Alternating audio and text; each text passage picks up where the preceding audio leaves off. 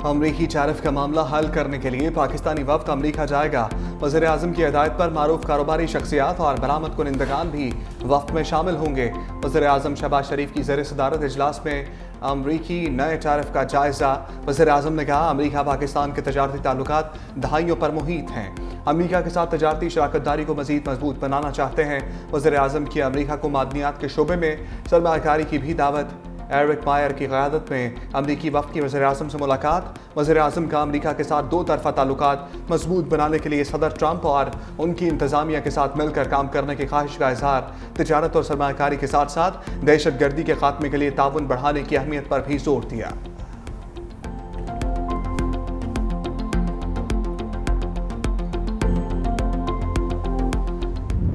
पाकिस्तान को कानकुनी की दुनिया की बड़ी कुव्वत बनाने का mission. Pakistan minerals investment forum 2025 का दूसरा रोज।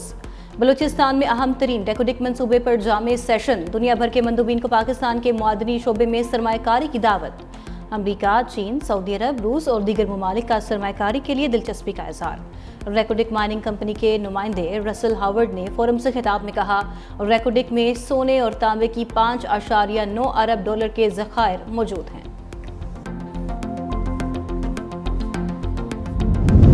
पाकिस्तान के दौरे पर आए अमरीकी वफ़द के सरबराह एरिक मायर की वफाकी वज़ीर दाखिला मोहसिन नकवी से मुलाकात। काम अमरीकी सफ़ीर और वज़ीर मुमलिकत तलाल चौधरी भी मौजूद। मुलाकात में पाक अमरीका ताल्लुकात, बाहमी दिलचस्पी के अमूर और दो तरफ़ा ताउन पर तफसीली तबादला ख्याल।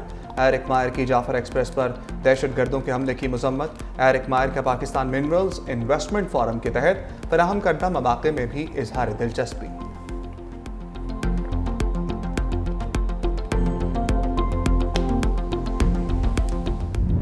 रियासत ना पहले ब्लैकमेल हुई है, ना आपके अब इन वतीरों से ब्लैकमेल होगी। एक पहाड़ों से हमला आवर है असले समेत, और दूसरे मैदानों में और असेंबलियों में पाकिस्तान पर सियासी तौर पर हमला आवर है। दोनों का क्या रवैया है, दोनों क्या चाहते हैं, मकसद आपका क्या है? वफाक दुश्मनी। मकसद क्या है कि पाकिस्तान ना आगे बढ़े? मकसद ये है कि हमने तो कुछ करना नहीं, किसी को कुछ करने नहीं देना। पीटीआई और दहशतगर्दों का एजेंडा एक ही है। तहरीक इंसाफ का एजेंडा पाकिस्तान की तरक्की रोकना है। वज़ीर मुमलिकत दाखिला तलाल चौधरी कहते हैं, इंतशारी टोला रियासत को ब्लैकमेल करने का कोई मौका हाथ से नहीं जाने देता। माइंस एंड मिनरल्स कॉन्फ्रेंस के मौके पर भी इंतशारी टोला बाज नहीं आया। मुल्क की मईशत जब बेहतर होने लगती है तो इंतशारी टोला सरगर्म हो जाता है। पीटीआई सूबाइयत का कार्ड खेलने से बाज आ जाए।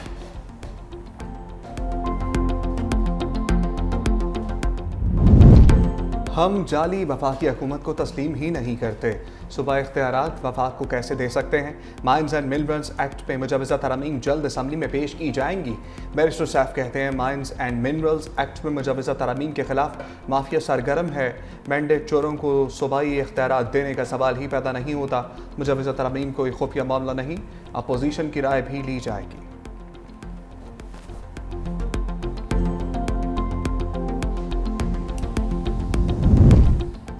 रवा साल मुआशी शरह नमो 2.5% रहेगी। सख्त मैक्रो इकनॉमिक पॉलिसीज़ और मुआशी इस्लाहात के असरात नजर आने लगे। एशियाई तरक्याती बैंक ने आउटलुक रिपोर्ट जारी कर दी। 2026 में पाकिस्तान की मुआशी तरक्की 3% तक पहुँचने की तवक्को। IMF प्रोग्राम और इस्लाहाती इक़दामात से मईशत मुस्तहकम हुई। पाकिस्तान में ख़वातीन की लेबर फोर्स में शमूलियत में कमी तरक्की में रुकावट करार।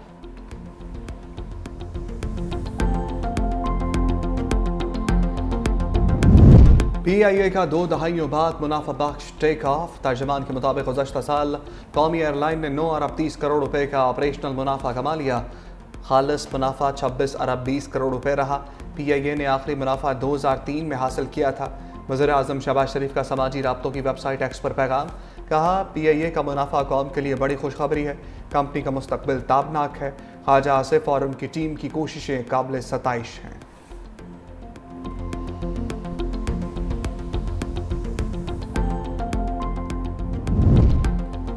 पीपल्स पार्टी का बड़ा फैसला। पार्लियामेंट में अददी बरतरी जाहिर करने के लिए पार्लियामान के मुश्तरका इजलास की दरख्वास्त देने का फैसला। पार्लियामेंट के मुश्तरका इजलास की दरख्वास्त CCI फैसले के खिलाफ दी जाएगी।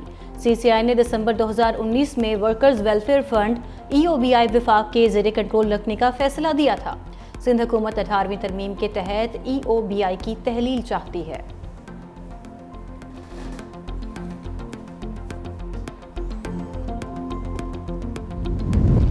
नेशनल एक्शन प्लान पर अमल दरामद के लिए सिंध की सूबाई अपेक्स कमेटी का इजलास कल तलब।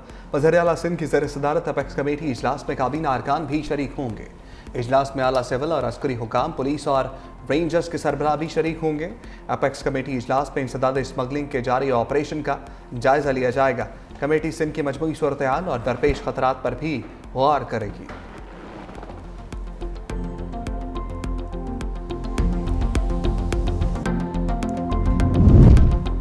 पीटीआई रहनुमाओं के इख्तिलाफात पार्टी की जड़ों में बैठने लगे। क़यादत प्रेस कॉन्फ्रेंसेस और फोटो सेशंस तक महदूद। मानी पीटीआई की बहनें अकेली रह गईं। ग्रुप बंदी की वजह से पार्टी के संजीदा रहनुमा शदीद परेशान।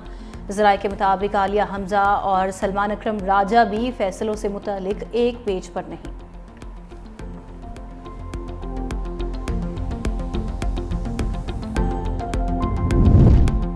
बानी पीटीआई की बहनों के साथ नारवा सलूक का वक्त आने पर हिसाब दिया जाएगा। वज़ीर आला खैबर पख्तूनख्वा यमीन गंडापुर का रद्द-ए-अमल, कहा बानी की बहनों को हिरासत में लेकर वीराने में छोड़ कर आना बदतरीन मिसाल है। कौम 47 की हुकूमत इंसानी हकूक़ के खिलाफ वर्जियों की तमाम हदें पार कर रही है। बानी पीटीआई से मुलाकात की इजाज़त ना देना बुनियादी इंसानी हकूक़ और अदालती हुक्म की खुल्लम-खुल्ला खिलाफ वर्जी है।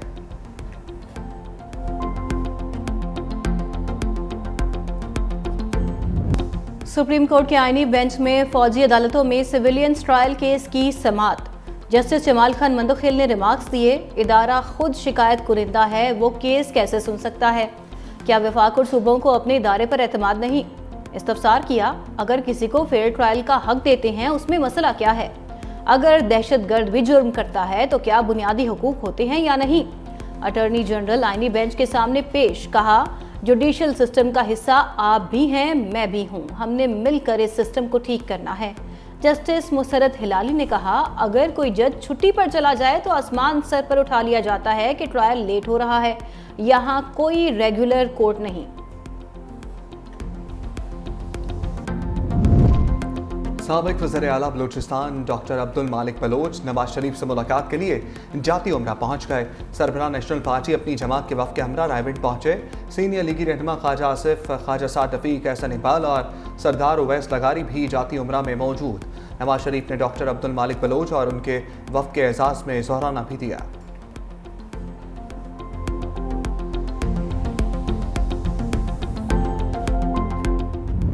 ये देते हैं ना, ये कहते हैं बाहर से लेकर ना बोतलें, हर चीज़ कह रहे बाहर से लेके आए। जी यहाँ पे हमें दवाइयाँ भी नहीं मिल रही, ठीक है ना, हमें एक दवाई भी नहीं यहाँ से मिली। मैं कल रात का जलील हो रहा, सुबह 6 बजे तक आया वहाँ, मैनू कोई अच्छे तरीके ना गाइड ही नहीं कर रहे।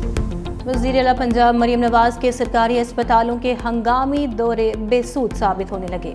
मेयो अस्पताल समेत लाहौर के 4 बड़े सरकारी अस्पतालों में मरीजों के लिए मुफ्त अद्वियात ख्वाब बन गई। गरीब मरीज सर्जरी के लिए बाहर से महंगे दामों अद्वियात खरीदने पर मजबूर। मरीजों और उनके लवाहिकीन का कहना है कि फ्री अद्वियात की फराहमी सिर्फ नारों तक ही महदूद है, सिरिंज तक बाहर से खरीदना पड़ती है।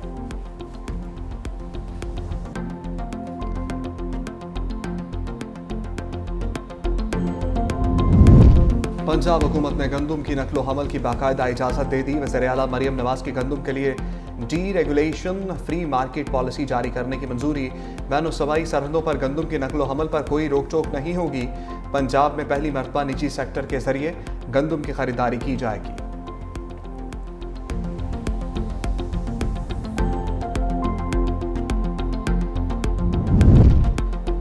सिंध के सीनियर वजीर शर्जील इनाम मेमन की ज़ेरे सदारत महकमे इत्तलात सिंध का अहम इजलास।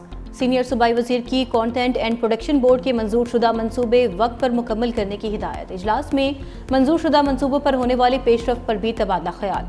शर्जील इनाम मेमन ने कहा, ये मंसूबे न सिर्फ अवामी आगाही के लिए अहम हैं, बल्कि इनका मकसद सिनेमा इंडस्ट्री की बहाली, नए टैलेंट को फ़रोग देना और रोज़गार के मौके पैदा करना है।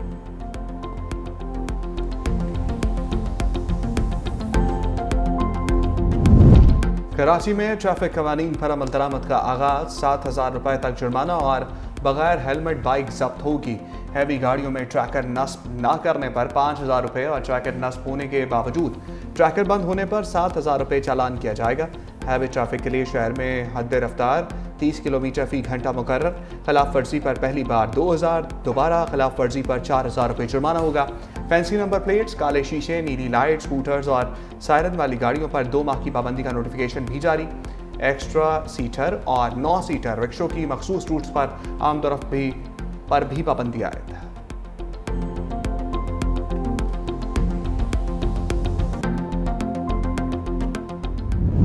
दफा 144 काम आई ना छापा मार टीमें, सिंध में नकल माफिया का राज बरकरार।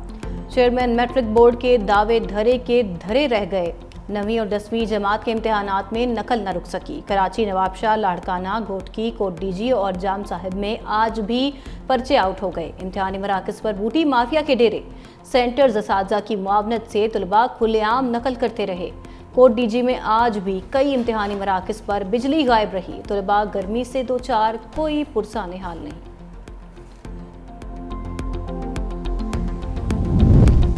पीपल्स पार्टी के सीनियर रहनुमा सेनेटर ताज हैदर की नमाज जनाजा अदा। गवर्नर, वज़ीर आला सिंध, सीनियर सूबाई वज़ीर शर्जील इनाम मेमन, मेयर कराची मुर्तज़ा वहाब समेत पार्टी रहनुमाओं और कारकुनों की बड़ी तादाद में शिरकत। मरहूम की हज़रत अब्दुल्ला शाह गाजी के मज़ार के अहाते में तदफीन। पीपल्स पार्टी का सेनेटर ताज हैदर के इंतकाल पर 3 रोज़ा शोक का ऐलान। तमाम सियासी सरगर्मियाँ 3 रोज़ के लिए मुअत्तल रहेंगी।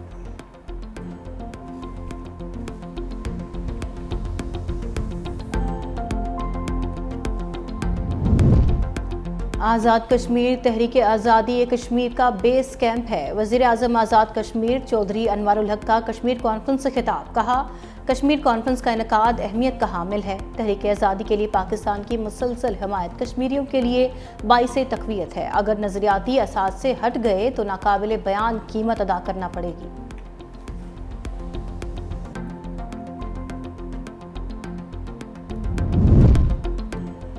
गर्मी की शदीद लहर ने मुल्क भर को लपेट में ले लिया। पंजाब, सिंध, बलोचिस्तान और खैबर पख्तूनख्वा में सूरज आग बरसाता रहा।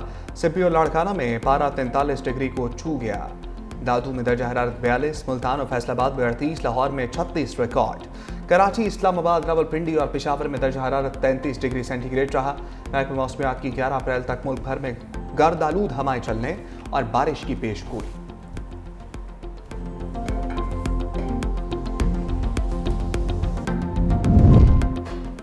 भारत में सूरज आग बरसाने लगा। हीट वेव ने कई भारतीय शहरों को लपेट में ले लिया। भारतीय महकमा मौसमियात का कहना है शुमाल मगरबी भारत में हीट वेव के आसार शिद्दत इख्तियार कर सकते हैं।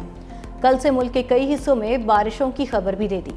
बारिशों के नतीजे में हीट वेव की सूरत हाल आर्जी तौर पर कम हो जाएगी।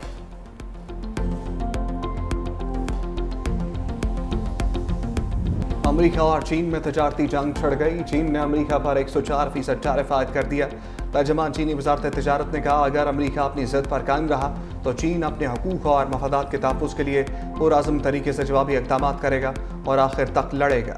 दूसरी जानिब व्हाइट हाउस की तर्जमान कैरोलाइन लेविट कहती हैं, अमरीकी महसूलात पर बातचीत के लिए 70 ममालिक ने अमरीका से रब्ता किया है। मुआहदा ऐसी सूरत में होगा जिसमें अमरीकी मुलाज़मीन का मफाद नजर आएगा।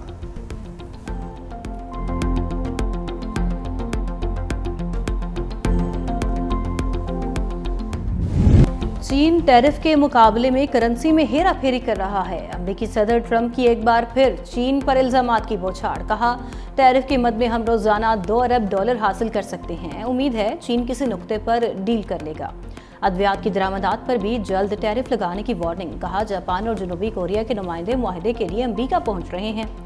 ट्रंप ने कोयले की पैदावार बढ़ाने के एग्जीक्यूटिव ऑर्डर पर भी दस्तखत कर दिए। ईरान ने मुज़ाकरात ना किए तो बहुत बुरा अंजाम होगा। अमेरिकी धमकियों का सिलसिला जारी। तर्जमान अमेरिकी महकमा खारजा टैमी ब्रूस कहती हैं, ईरान को किसी भी सूरत जौहरी हथियारों तक रसाई की इजाज़त नहीं दी जाएगी। दूसरी जानिब अमेरिकी सदर से मुलाकात के बाद इस्राईली वज़ीर आज़म भी धमकियों पर उतर आए। कहा, अगर ईरान के साथ कोई मुआहदा ना हुआ तो फौजी ऑपरेशन शुरू करेंगे।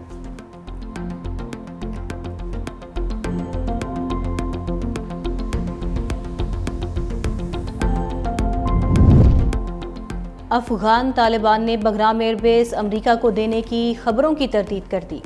तर्जुमान ज़बीउल्लाह मुजाहिद ने मीडिया रिपोर्ट्स को प्रोपेगेंडा करार दे दिया। कहा, अफगान सरजमीन पर किसी गैर मुल्की फौजी की मौजूदगी की इजाज़त नहीं दी जाएगी।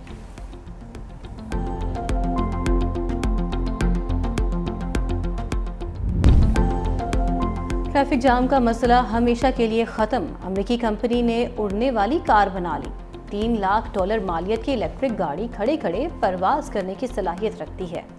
सड़क पर चलाने की सूरत में गाड़ी एक चार्ज पर 200 मील का सफ़र कर सकती है। अमेरिकी कंपनी का जल्द गाड़ी मार्केट में लाने का ऐलान।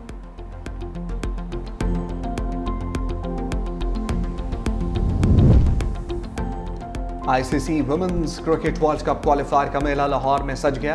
पहले मैच में पाकिस्तान का आयरलैंड को जीत के लिए 218 रन का टारगेट। आलिया रियाज और सिद्र अमीन की निस्फ सेंचुरीज। आलिया रियाज 52, सिद्र अमीन 51 रन बनाकर आउट हुई। बैटर गुल फिरोजा का वनडे इंटरनेशनल क्रिकेट में डेब्यू, सिर्फ 4 रन ही बना सकी। अदब के ताकुब में आयरलैंड वुमेन्स टीम की बैटिंग जारी।